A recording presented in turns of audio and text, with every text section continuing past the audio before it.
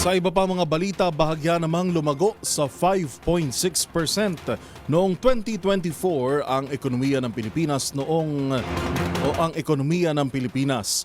Batayan sa pinakahuling datos ng Philippine Statistics Authority o PSA. Ang balitang yan tinutukan ni Rose Babiera. Bahagyang lumago ang ekonomiya ng Pilipinas noong nakaraang taon.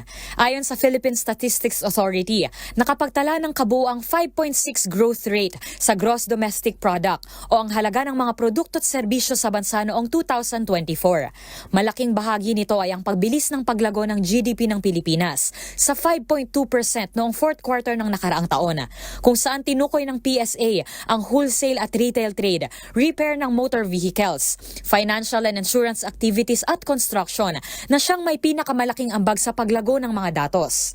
Ang mga sektor ng industriya ay nakapagtala naman ng 4.4 na year-on-year growth at 6.7 naman sa mga serbisyo, habang ang agrikultura, forestry at fishing sector ay nakapagtala ng year-on-year na pagbagal sa paglago ng datos sa 1.8%.